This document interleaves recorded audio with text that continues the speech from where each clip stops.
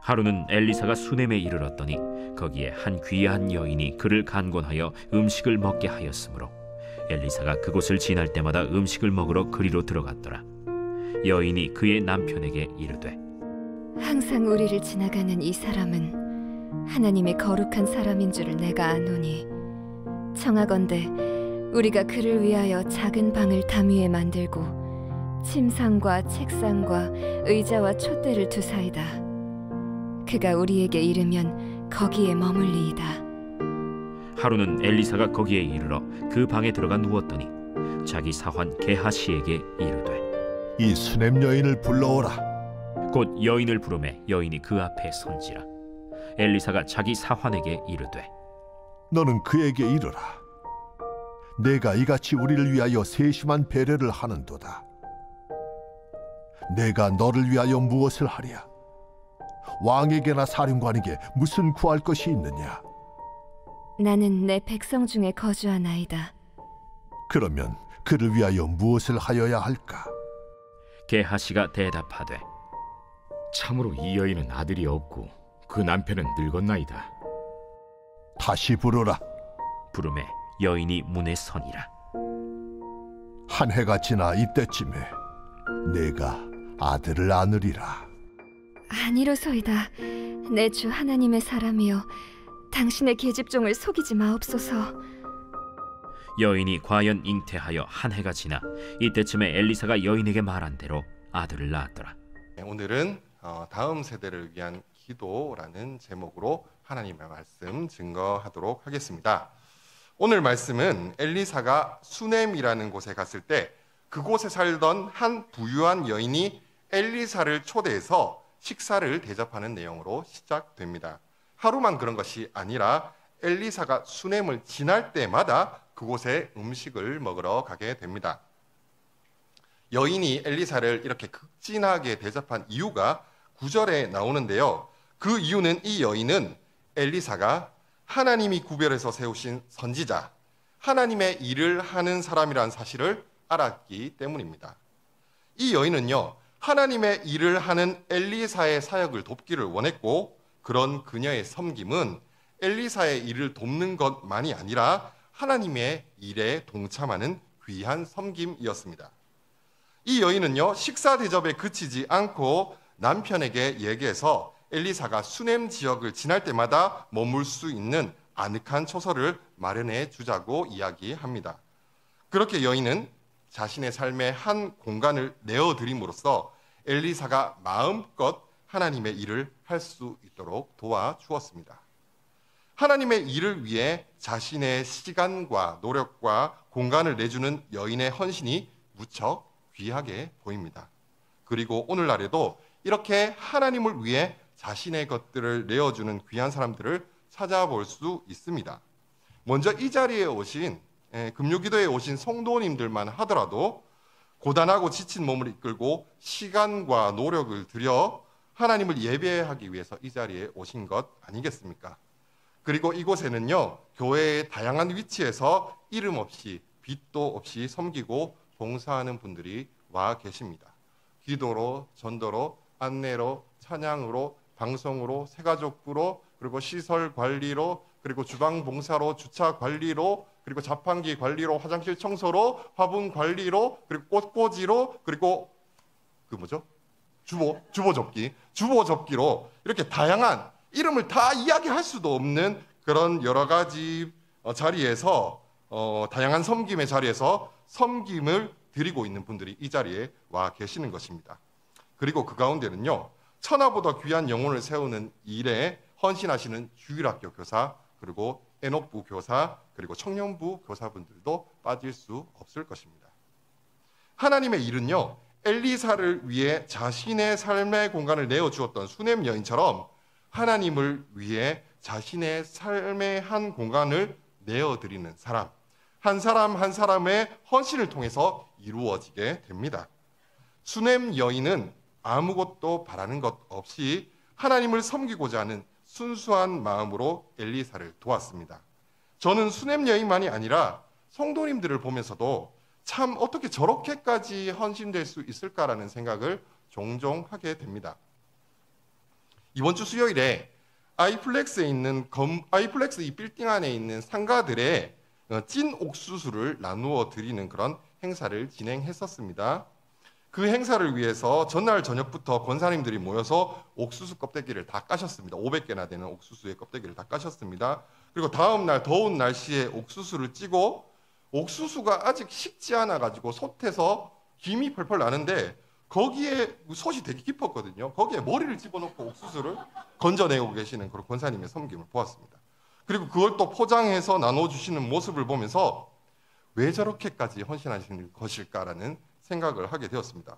이게 목회자가 할 생각인지는 모르겠지만 안 하면 큰일 나는 것도 아닌데 어떻게 저렇게 자신의 시간과 노력을 들여서 섬기는 것일까라는 생각이 들었습니다. 물론 저도 청년 때 교회 일이라면 제쳐두고 달려갔던 때가 있었습니다. 주말은 교회에서 살다시피 하면서 봉사했고 저는 그렇게 하는 것이 좋았습니다. 그러다 제 안에 문득 이런 생각이 들었습니다. 이렇게 하루 종일 교회에서 봉사하는 게 좋고 어차피 평생 이렇게 살아갈 것이라면 차라리 돈을 받고 봉사하면 어떨까 그런 생각을 하게 됐습니다. 그래서 이것이 제가 사역자의 길로 가게 된 여러 가지 이유 중에 하나입니다. 기왕에 기쁘게 할 거면 돈을 받고 하자라는 생각이었죠. 그런데 성도님들은 사역자도 아니시잖아요. 왜 이렇게까지 헌신하시는 건지 그 이유가 무엇인지를 곰곰이 생각하다가 이 말씀을 발견하게 되었습니다. 저와 성도님들이 함께 빌립보서 2장 13절의 말씀을 읽기 원합니다. 함께 이 말씀을 받겠습니다. 너희 안에서 행하시는 이는 하나님이시니 자기의 기쁘신 뜻을 위하여 너에게 소원을 두고 행하게 하시나니. 아멘. 성도님들이 왜 이렇게까지 교회에 헌신하시는지 그 이유가 이 말씀 안에 있습니다. 이 말씀을 헬라어로 직역하면 이렇게 됩니다. 하나님이시다. 너희 안에서 일하시는 이는. 우리 안에서 하나님이 일하신다고 하십니다. 자, 그런데 무슨 일을 하시는지가 바로 다음에 이어서 나옵니다. 원하게 하시는 것도 행하게 하시는 것도. 성도님들의 마음속에 헌신하고자 하는 원함이 있는 것도 실제로 그 일을 행하는 것도 하나님께서 우리 안에 원함을 주시고 그 일을 행할 힘을 주시기 때문에 가능한 것입니다. 다시 말해서 성령 하나님이 우리 안에 하나님을 섬길 마음도 주시고 힘도 주시는 그 일을 하고 계시기 때문에 우리는 봉사하고 헌신할 수가 있는 것입니다. 내가 원해서 내 힘으로 충성 봉사하는 것 같지만 사실은 하나님이 우리 안에서 그렇게 하도록 일하고 계시기 때문에 그렇게 할 수 있는 것입니다. 자, 그런데 하나님은 왜 우리에게 이렇게 하나님을 섬길 마음을 부어주시고 섬길 힘을 주시는 것일까요? 우리가 일을 하나라도 더 하게 만들기 위해서일까요? 빌립보서 2장 13절에는요. 그 목적에 대해서 이렇게 이야기합니다. 그분의 기쁨을 위하여. 우리 개역개정 성경에서는 기쁘신 뜻을 위하여라고 되어 있는데 이 번역이 틀린 것은 아닙니다. 잘된 번역이지만 기쁘신 뜻으로라고 번역된 이 단어는 원래 그냥 기쁨이라는 뜻입니다. 자, 이렇게 기쁨이라고 해석하면요. 하나님은 자신의 기쁨을 위해서 우리에게 하나님의 일을 감당할 마음을 주시고 힘을 주셨다라는 뜻이 되는 것입니다. 자, 이제 성도님들이 이렇게 헌신하고 충성 봉사하는 이유를 알게 되었습니다. 하나님이 성도님들 안에 계시며 함께 일하시는 것이 하나님이 너무 기쁘신 거예요. 하나님께서 기뻐하시는 것은요, 저와 성도님들을 통해서 어떤 일을 이루시는 것이 아닙니다. 그것이 기쁘신 게 아니고 그 일이 목적이 아니고 저와 성도님들 안에 하나님의 마음을 부어주시고 힘을 주셔서 그 일을 함께 하시는 것이 너무 기쁘신 것입니다. 빌립보서 2장 13절 바로 앞에 12절에서는요. 항상 복종하여 두렵고 떨림으로 너희 구원을 이루라 라는 말씀이 있습니다. 우리가 하나님께서 주시는 마음에 경외함으로 순종할 때 이루어지는 것은요. 결국 우리의 구원입니다. 우리가 하는 헌신과 봉사를 통해 우리가 날마다 하나님을 닮아가는 것, 그것이 바로 우리의 구원이고 하나님의 기쁨인 것입니다. 우리가 하나님을 위해, 교회를 위해, 성도를 위해 봉사하고자 하는 마음이 있다면 그 마음은 성령님이 우리 안에서 일하고 계심의 증거입니다. 우리가 하는 모든 섬김은 성령 하나님께서 우리에게 주시는 능력으로만 가능한 것입니다. 그리고 그 일을 잘 하든지 못 하든지 그게 중요한 것이 아니라 그 일을 통해 날마다 하나님을 닮아가는 것, 그것을 하나님께서 기뻐하신다라는 사실을 우리는 믿어야만 하는 것입니다. 하나님께서 저와 성도님들에게 무슨 일을 맡기실 때 내가 능력이 없어서 못한다고 뺄 필요가 없습니다. 하나님은 우리와 함께 일하시는 것 그 자체를 기뻐하시는 것이지 결코 우리가 대단히 일을 잘해내길 바라고 계시는 것이 아닙니다. 성도님들이 섬김의 자리에 계신 것 자체가 하나님의 기쁨이고 우리의 구원을 이루어가는 길이라는 사실을 믿으시기 바랍니다. 이렇게 수넴 여인처럼 하나님이 주시는 마음과 힘으로 자신의 삶의 공간을 내어주는 사람에게는 그 일을 통해서 하나님을 닮아가는 은혜가 있을 뿐만 아니라 또 한 가지 놀라운 기적이 일어납니다. 수넴 여인으로부터 따뜻한 섬김을 받은 엘리사가 이 여인을 위해서 너무 고마우니까 무엇을 해줄지 물었을 때 여인은 지금의 삶에 만족하고 있고 더 바랄 것이 없다라고 합니다. 이 여인은 무언가를 바라고 엘리사를 섬겼던 것은 아닙니다. 비록 엘리사에게 무언가를 얻어내려고 한 것은 아니었지만 그녀에게도 바라는 것은 있었습니다. 문제는 그것이 누구에게도 바랄 수 없는 소원이었다라는 것입니다. 자신이 애쓴다고 되는 것도 아니고 다른 사람에게 부탁하는 것은 더욱 불가능한 소원은 바로 아들을 얻는 것이었습니다. 이 여인의 남편은 이미 늙어서 아들을 얻고 후사를 잇는 것은 불가능한 상황이었습니다. 그러나 하나님께서는 엘리사를 통해 이 여인에게 아들을 약속하셨고 도저히 생명을 잉태할 수 없는 상황 속에서 아들을 잉태하고 출산하는 기적이 일어납니다. 이 이야기가 우리에게 보여주는 사실은 하나님은 자신에게 삶의 작은 부분을 내어드리는 그 사람의 삶을 생명을 낳는 삶으로 변화시켜 주신다라는 것입니다. 아까 하나님의 일을 하는 것은 하나님이 우리의 삶의 구원을 이루어 가시기 위해서라고 말씀을 드렸는데요. 하나님의 일을 하는 것을 통해서 우리의 생명만 구원을 받는 것이 아니라 다른 사람의 생명까지도 구원받게 하시는 것입니다. 예수님께서는 우리에게 자기의 십자가를 지고 따라오라고 하셨죠. 당연하지만 우리가 지는 십자가 중에 예수님이 지신 것만큼 큰 십자가는 없습니다. 우리는 예수님이 베푸신 구원 사역에 비교하면 너무나 작은 십자가를 지고 있는지 모릅니다. 하지만 아무리 작아 보이는 십자가라고 할지라도 하나님께서 우리에게 맡기신 십자가를 지고 순종하며 따라갈 때 우리의 작은 헌신을 통해 예수 그리스도의 풍성한 생명이 증거됩니다. 이것이 바로 생명을 낳는 기적의 삶인 것입니다. 오늘 본문의 배경이 되는 엘리사가 사역했던 당시 북이스라엘은 말씀이 전수되기 너무나 힘든 시기였습니다. 일단 말씀을 가르칠 사람이 없었습니다.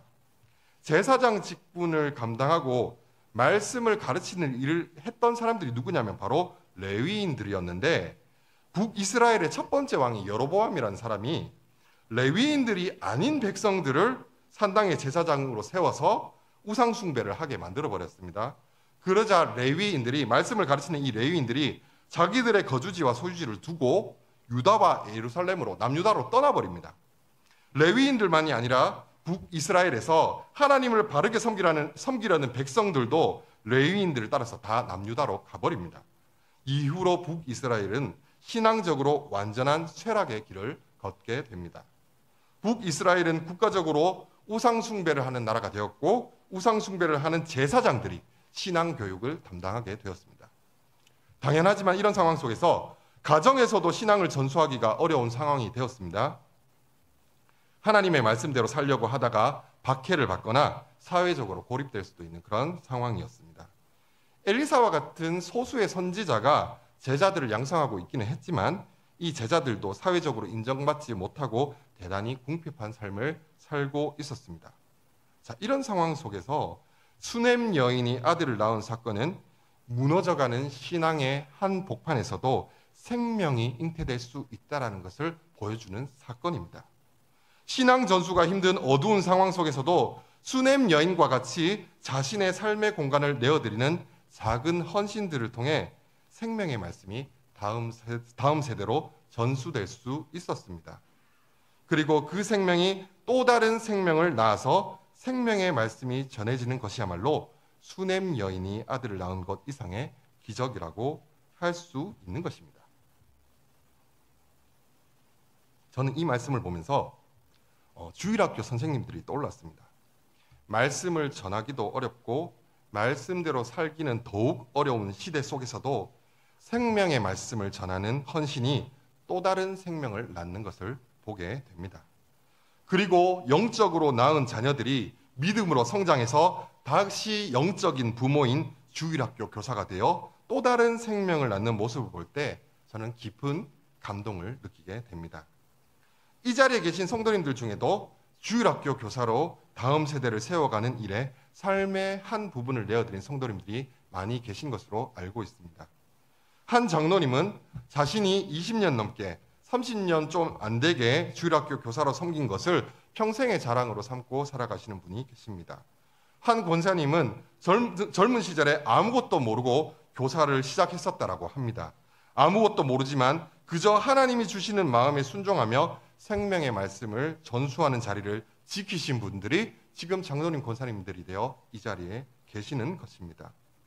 어떤 권사님은요, 아이들 교육할 공간이 없어서 교육관을 짓는데 헌금할 돈이 없었다라고 합니다. 그래서 그렇게 고민을 하고 있었는데 어느 날 택시랑 접촉사고가 난 거예요. 그런데 그 합의금을 목적 헌금으로 다 내셨다라고 합니다. 제가 이렇게 하라고 말씀드리기 위해서 이야기를 하는 것이 아닙니다. 지금의 주일학교가 있는 것은 많은 분들이 여러 모양으로 헌신했기 때문이라는 사실을 말씀드리고 싶은 것입니다. 또 하나 기억에 남는 일은 한 권사님이 그 주일학교 교사 때 사진이라면서 20년도 더 된 사진을 저한테 보여주셨거든요. 거기에 한 청년 자매가 찍혀 있었습니다. 그 청년 교사가 바로 유초등부 부장 선생님이신 신정훈 집사님이시거든요. 예. 그때 이거 아닙니다. 이거 지금 하시면 안 되고요. 네, 이거 아니시고요. 예. 자, 그때 막내 교사였던 청년이 이제는 부장 선생님이 되었고, 그때 유초등부에서 가르쳤던 아이들이 이제는 교사가 되어서 또 다른 생명을 잉태하는 놀라운 기적이 지금도 일어나고 있는 것입니다. 자, 이것과 관련해서 무서운 이야기 하나 해드리겠습니다. 네. 오늘 설교와 무관하지도 않고 여름이라서 덥기도 하니까 제가 남양 특집으로 무서운 이야기를 들려드릴 텐데요. 혹시 이런 이야기를 힘들어 하시거나 심신이 약하신 분들은 잠시 귀를 막으셔도 됩니다. 1998년도에 그 여고괴담이라는 영화가 있었습니다.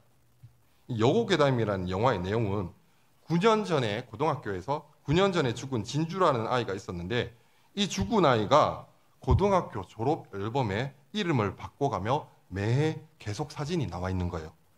죽은 지 9년이 지난 시점에서도 다른 아이들의 무리에 섞여서 함께 학교 생활을 하고 있었다라는 내용이 바로 이 여고괴담이라는 영화의 시놉시스입니다. 자, 그런데 이것과 비슷한 일이 실제로 일어났다면 믿으시겠습니까? 그것도 서풍교회에서 이런 일이 일어났습니다. 지난 주일 유초등부 예배를 마치고 김지선 선생님이 저에게 이런 말씀을 하셨습니다. 지금으로부터 9년 전인 2016년부터 교회에서 찍은 사진에 머리가 긴 여성이 똑같은 모습으로 사진에 찍혀 있다는 것입니다. 저는 그 말을 듣고 설마 그런 일이 있을까라는 생각으로 교회에 저장돼 있던 옛날 사진들을 찾아봤습니다. 그런데 놀라운 사실은요, 9년 전인 2016년부터가 아니라 그보다 9년 전인 2007년도에도 똑같이 긴 머리를 한 여성이 사진에 찍혀 있었던 것입니다. 그 뒤로도 계속 같은 모습을 하고 있는 여성을 한두 장이 아닌 여러 장의 사진에서 발견할 수 있었습니다. 특별히 주일학교 사진에서 많이 발견되었는데요. 더 무서운 건 함께 찍은 학생들은 해가 갈수록 점점 자라고 얼굴이 변하는데 이 여성분의 모습은 전혀 변화가 없었다라는 것입니다. 제가 말로만 하면 믿지 않을 것 같아서 증거 사진을 준비했습니다. 자, 이제 사진 한번 보여주세요. 자, 이게 맥주 감사주일 정교훈체육대회 때 사진입니다. 자, 근데요, 2025년 맥주 감사주일이 아니고 2016년입니다. 지금이랑 달라진 게 없죠, 그죠? 우리 선생님들, 이승주 선생님, 신정문 선생님, 그리고 이혜정 선생님이랑 이준 선생님 계시는데 지금이랑 달라진 게 없어서 저는 깜짝 놀랐거든요. 예. 그럼 정말 하나도 안 변하신 것 같아요. 지금 여기서 이제 누군가 한 명이 이제 그 심령사진의 주인공인데 참고로 뒤에 계신 송명진 집사님 아닙니다. 되게 심령사진처럼 나왔는데 송명진 집사님 뒤에 이러고 계시는데 송명진 집사님 아니고요. 자, 이게 2016년 사진입니다. 2007년 사진 보여주세요. 2007년 사진입니다. 똑같습니다. 신정무 부장님 한번 얼굴 보시겠어요? 100% 똑같습니다. 예. 그래서 2007년부터 부장님은 늙지 않았다. 조금 더 변하지 않았다라는 사실을 우리는 이 사진에서 확인할 수가 있는 것입니다. 자, 이 사진을 보면서 알 수 있는 사실은요. 주일학교 교사를 하면 늙지 않는다라는 것입니다. 왜냐하면 주일학교 교사는요. 돌이켜 어린아이와 같이 되시는 분들이기 때문입니다. 요즘 젊어지기 위한 여러 가지 시술들이 있지만 가장 좋은 방법은 올 연말에 주일학교 교사로 신청하는 것입니다. 주일학교 교사만이 아니라 하나님께서 맡겨주신 자리를 지키고 그곳에서 감사함으로 섬기는 분들은 하나같이 표정이 밝고 얼굴이 해처럼 빛나는 것을 보게 됩니다. 저는 그것이 순종하는 사람들의 삶에 이루어 주시는 하나님의 구원이 아닐까 생각해 보게 됩니다. 수넴 여인의 이야기는요. 사역자 잘 섬기면 복 받는다라는 그런 이야기가 아니라 하나님을 위해 우리의 삶의 작은 공간을 내어주는 사람들을 하나님께서 기뻐하시고 그들의 삶을 생명을 낳는 삶으로 변화시켜 주신다라는 이야기입니다. 저와 성도님들의 삶이 그것이 무엇이든지 간에 하나님이 맡기신 일에 순종함으로 하나님의 기쁨이 되고 날마다 하나님을 닮아가고 생명을 살리는 복된 삶이 되시기를 소망합니다. 사실 지금까지 나눈 말씀은요. 이번 유초등부 여름성경학교 둘째 날 저녁에 전하게 될 설교 본문을 가지고 설교문을 작성한 것입니다. 열왕기하 4장 8절부터 17절까지의 말씀을 가지고 어린이들에게 우리가 가진 적은 은사를 하나님을 위해서 사용할 때 하나님께서 우리 삶 속에 풍성한 기쁨을 주신다라는 내용의 설교를 하게 될 것입니다. 하지만 수넴 여인 이야기의 풀스토리를 알고 계신 성도님들은 이런 결론이 조금 만족스럽지 않게 느껴지실 수도 있을 것이라는 생각이 듭니다. 왜냐하면 18절부터 나오는 내용을 보시면요. 어렵게 얻은 이 아들이 죽어버립니다. 바랄 수 없는 중에 주신 생명, 기쁨, 소망, 미래가 죽어버리는 것입니다. 저는 이 사실이 너무 난감했습니다. 물론 어린이들에게는요 17절까지만 설교할 것입니다. 우리에게 주신 은사로 하나님을 부지런히 섬길 때 여러분의 삶 속에 생명이 살아나는 기적이 일어날 거예요 라고 설교를 할 예정입니다. 그러나 지금부터 저는요 성도님들과 함께 17절 뒤에 있는 불편한 진실을 좀 들여다보려고 합니다. 함께 본문 18절부터 20절까지의 말씀을 읽겠습니다. 그 아이가 자라매 하루는 추수꾼들에게 나가서 그의 아버지에게 이르렀더니 그의 아버지에게 이르되 내 머리야 내 머리야 하는지라 그의 아버지가 사내에게 말하여 그의 어머니에게로 데려가라 하매 곧 어머니에게로 데려갔더니 낮까지 어머니의 무릎에 앉아 있다가 죽은지라. 아멘. 하나님께서 기적처럼 주신 생명이 여인의 삶에 있어서 전부가 되었을 그 생명이 자신의 무릎 위에서 서서히 죽어가는 모습을 지켜봐야만 했던 어머니의 심정은 어땠을까요? 차라리 이 아이가 없었더라면 그런 고통은 겪지 않았을 텐데 지금까지 이 아이로 인해 행복했던 것보다 더 큰 아픔이 이 여인을 사로잡았을 것입니다. 그런데 아까 이 아이는요 신앙이 전수되기 어려운 상황에서도 생명의 말씀이 전달되므로 기적처럼 잉태된 이스라엘의 다음 세대를 보여주는 것이라고 했습니다. 그렇게 어렵게 이어져온 신앙의 유산이 완전히 끊어진 것처럼 보이는 때가 있었습니다. 북이스라엘이 멸망하고 남유다까지 멸망해서 백성들이 바벨론에 포로로 잡혀간 신앙적으로 가장 어두운 시대, 바로 포로기입니다. 포로기에는 성전이 완전히 무너져 버렸기 때문에 하나님의 말씀대로 제사를 드릴 수도 없었고 바벨론에 잡혀간 포로들은 바벨론 제국의 각지로 흩어져 살아야만 했습니다. 함께 모여 말씀을 배우고 자녀들을 가르칠 신앙교육 시스템은 완전히 무너져 버렸습니다. 어른들과 아이들 모두 바벨론의 다신교 문화 속에서 기존에 있었던 신앙을 지키고 살아가는 것도 힘든 시기였습니다. 자녀들은 화려했던 예루살렘 성전의 영광을 본 적도 없고 더 이상 절기를 지키지도 않습니다. 조상들이 어떤 믿음을 가졌는지 이야기로만 들었고 그 이야기를 들려주던 사람들도 점점 사라져갑니다. 지금까지 어떻게 이어온 신앙인데 북이스라엘과 남유다의 멸망과 함께 신앙의 명맥이 끊어진 것으로 보였던 그때 하나님이 우리와 우리의 자녀들을 버리신 것이 아닐까라는 생각이 들 정도로 절망적인 상황인 포로기에 열왕기는 기록되었습니다. 아이의 죽음을 통해 하나님은 포로기의 이스라엘 백성들에게 어떤 메시지를 주시려고 하셨던 것입니다. 그리고 그 메시지는 오늘날 우리에게 주시는 메시지이기도 합니다. 오늘날의 상황은 어떻습니까? 저는 오늘날 교회가 처한 상황이 열왕기가 기록된 바벨론 포로기 때와 같다라고 생각이 듭니다. 우상 숭배로 가득한 바벨론처럼 물질 만능주의와 세속주의가 우리를 압도하고 있습니다. 어린이들과 청년들은 더 이상 학교에서 사회에서 서로를 지지해줄 기독교인들을 만나기가 쉽지 않습니다. 부흥의 끝자락을 지나온 부모 세대들조차 신앙의 확신과 기쁨이 약해져만 갑니다. 이제 신앙은 전수되는 것이 아니라 개인의 선택이 되었고 자녀들은 진리보다 성공과 입시가 더 중요하다는 메시지를 반복적으로 듣고 있습니다. 오늘 본문에 나오는 수넴 여인의 아들이 죽은 사건은 단지 한 가정의 비극이 아니라 이스라엘의 신앙이 무너지고 끊어지는 이야기를 비추고 있는 것이고 이것은 다음 세대가 교회를 떠나고 있는 오늘날 한국교회의 현실을 보여주고 있는 이야기인 것입니다. 오늘날 다음 세대는 죽어가고 있습니다.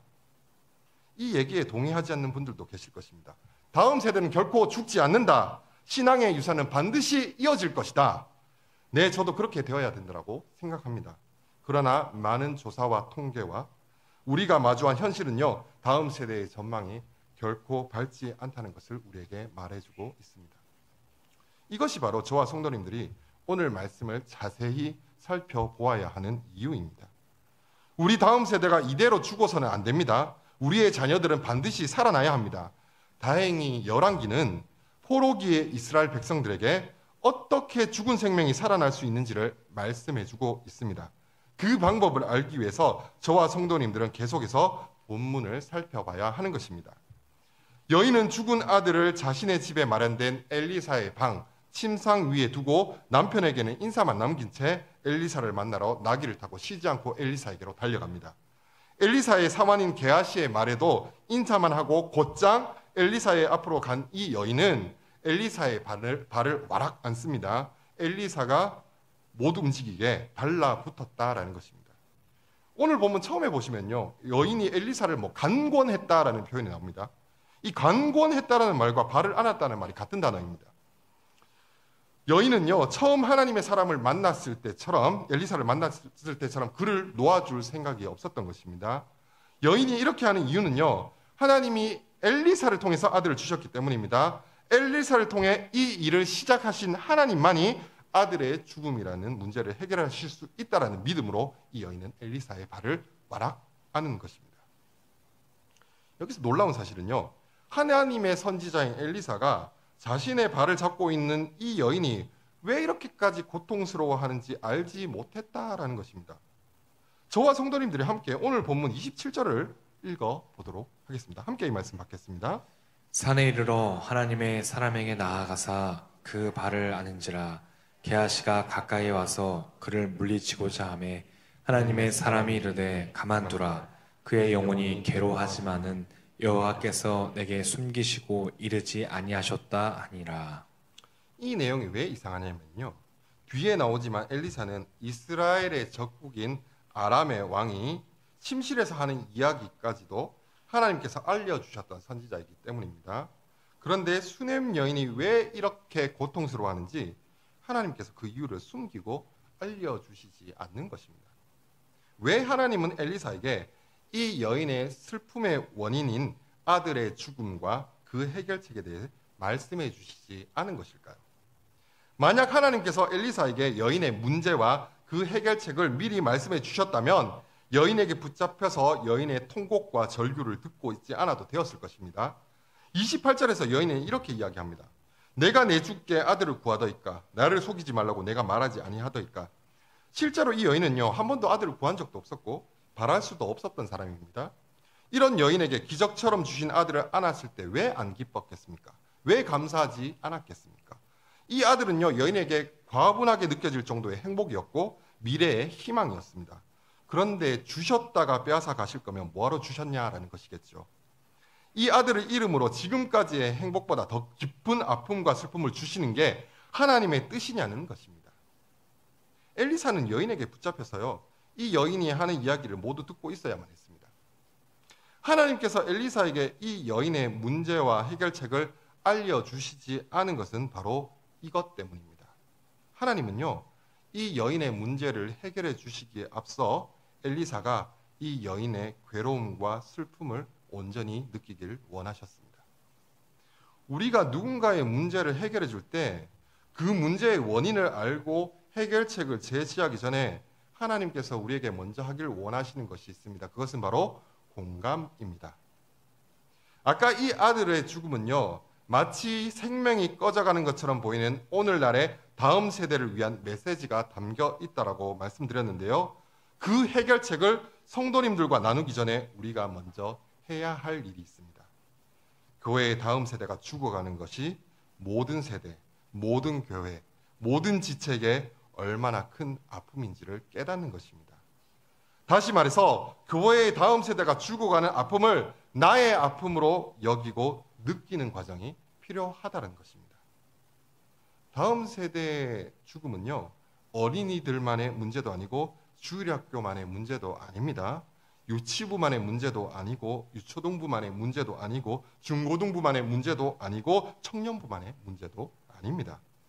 우리는 다음 세대를 바라볼 때 무릎 위에서 죽어가는 내 자녀를 바라보는 심정으로 바라봐야 합니다. 그것이 문제 해결의 시작입니다.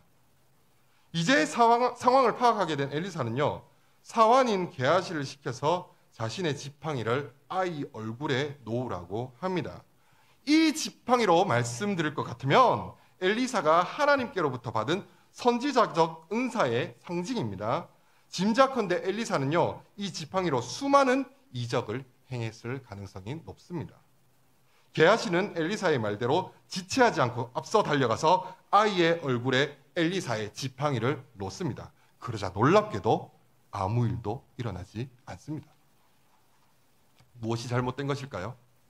엘리사의 명령을 받은 게하시가 뭔가 잘못했던 것일까요? 성경에 그런 얘기는 나오지 않습니다. 분명한 것은요, 이전에 하나님께서 사용하셨을 것이 틀림없는 이 지팡이가 아무런 능력도 발휘하지 않았다라는 것입니다. 이것은 오늘날의 현실과도 비슷합니다. 이전에 하나님이 사용하셨던 지팡이 같은 과거 어린이들을 부흥케 했던 수많은 도구와 방법들이 있습니다. 전도법과 교육법, 이렇게만 하면 주일학교 부흥할 수 있다는 그런 다양한 책들, 그리고 경험 데이터가 있습니다. 그런데 이제는 그것이 작동되지 않는 시대가 되었습니다. 그런 것들로는요, 죽어가는 다음 세대를 살릴 수 없습니다. 하나님이 우리에게 요구하시는 것은 지팡이와 같은 방법론이 아닙니다. 다음 세대를 살릴 수 있는 근본적이고 유일한 길이 무엇인지 오늘 읽었던 열왕기하 4장 32절부터 34절에 나오는데요. 저와 성도님들이 그 말씀을 함께 읽겠습니다. 엘리사가 집에 들어가 보니 아이가 죽었는데 자기의 침상에 눕혔는지라. 들어가서는 문을 닫으니 두 사람뿐이라. 엘리사가 여호와께 기도하고 아이 위에 올라 엎드려 자기 입을 그의 입에, 자기 눈을 그의 눈에, 자기 손을 그의 손에 대고 그의 몸에 엎드리니 아이의 살이 차차 따뜻하더라. 아멘. 죽은 아이를 살릴 수 있는 유일한 방법은 바로 기도입니다. 자, 그런데 엘리사가 어떻게 기도하는지 보십시오. 아이의 위에 엎드려 자신의 입을 아이의 입에, 자기 눈을 그의 눈에, 자기 손을 아이의 손에 대고 몸과 몸을 맞대고 엎드렸습니다. 이것이 바로 그리스도가 낳은 교회, 또 그리스도의 지체인 교회가 낳은 다음 세대를 살릴 수 있는 유일한 방법입니다. 온 지체가, 온 교회가 다음 세대에 몸을 닫고 있어야 되는 것입니다. 우리의 눈과 우리의 손과 우리의 발이, 우리의 온몸이 다음 세대에 다 있어야 하는 것입니다. 우리의 시선은 어린 영혼을 향해야 하고 우리의 손과 발은 어린 아이를 끌어안고 그들을 위해 수고해야 합니다. 우리의 심장은 그들을 생각할 때 뜨거워져야 됩니다. 저와 성도님들의 모든 존재가 이 아이들과 이어져 있어야 하는 것입니다. 그 일을 주일학교 교사만 하면 됩니까? 그 일을 부모님만 하면 됩니까? 아닙니다. 교회의 모든 지체가 그 일을 해야 합니다. 내가 주일학교 교사든 아니든 예수 그리스도의 몸된 지체로서 다음 세대를 위해 기도하고 그들과 맞닿아 있어야 하는 것입니다. 저는 고등학교 2학년 때 교회를 떠났습니다. 단지 신앙을 버린 정도가 아니라 예수 믿는 사람들을 증오했습니다. 저는 영적으로 죽은 아들이었습니다. 그렇게 제가 교회를 떠났을 때 저를 위해 온 교회가 기도해 주었다라는 사실을 나중에 알게 되었습니다. 그 기도로 죽었던 생명이 살아나서 이제는 생명을 살리는 일을 위해 쓰임받고 있습니다. 이 자리에는 저처럼 교회를 떠난 자녀, 예수님을 믿지 않는 가족을 두고 계신 분들이 계실 것입니다. 그들을 위해서 부모님만 기도하면 됩니까? 주일학교 선생님만 기도하면 됩니까? 아닙니다. 그리스도의 몸된 지체인 온 교회가 이들을 위해서 기도해야 하는 것입니다. 그렇게 온 교회가, 온 지체가 한 영혼을 놓고 기도할 때 어떤 일이 일어납니까? 아이의 살이 차차 따뜻하더라. 할렐루야! 생명이 살아나게 되는 것입니다. 모든 지체가 다음 세대에 연결되어 간절히 기도할 때 다음 세대가 살아나는 기적이 일어날 줄로 믿습니다. 원래 오늘은요, 부사역자가 설교를 하는 주는 아닙니다. 그런데 담임 목사님께 오늘 설교를 하게 해달라고 제가 먼저 부탁을 드렸습니다. 그 이유는 여름 성경학교를 앞두고 걱정이 많았기 때문입니다. 7, 8년 동안 밖에 나가서 수련회를 한 적이 없었기 때문에 2박 3일 동안 외부에서 하는 성경학교는 아이들에게도 두려움이었지만 아이들을 보내본 경험이 없는 학부모님들에게도 큰 도전이고 두려움이었습니다. 당연히 저와 선생님들에게도 걱정이 많았습니다. 사실 재정에 대한 걱정도 있었습니다. 밖으로 나가다 보니까 생각보다 돈이 많이 들더라고요. 그래서 이런저런 사정들을 좀 설명을 드리고 성도님들의 기도와 후원을 얻어낼 목적으로 처음에는 설교를 준비했습니다. 지금은 그런 목적으로 설교를 하고 있는 것은 아닙니다. 여러분, 재정 없어도 수련회 할 수 있습니다. 그저 우리의 아들, 딸, 우리의 손주, 손녀가 좀 더 배고프면 됩니다. 좀 더 덜 먹고 그렇게 좀 더 춥게 자면 됩니다. 예, 그러니까 너무 걱정하지 마시기 바랍니다. 자, 그러나 말씀을 묵상하면서 또 그리고 선생님들과 이야기를 나누면서 우리가 유초동부만을 위해서 기도해서는 안 되겠다라는 생각이 들었습니다. 주일학교의 모든 부서가 여름 사역을 준비하거나 진행 중인 이유도 있지만 다음 세대의 문제가 한 부서가 바로 세워진다고 해결되는 문제가 아니라는 생각이 들었기 때문입니다. 다음 세대를 위한 기도는 유치부와 유초등부, 중고등부, 청년부 모든 교육부서를 위한 기도가 되어야 하고 이 기도는 주일학교 교사들만의 기도가 아니라 교회의 모든 지체가 함께 기도해야 할 제목이라는 사실을 깨닫게 되었습니다. 오늘 금요 기도회는요, 사실 교사 헌신 예배가 아닙니다. 이 시간은 저와 성도님들 모두가 다음 세대의 영적인 아버지, 어머니가 되어 우리 무릎 위에 앉아 신음하는 다음 세대를 위해 눈물로 기도하는 시간인 줄 믿습니다. 다음 세대를 위해 뜨겁게 기도해 주시기를 간절히 부탁드립니다.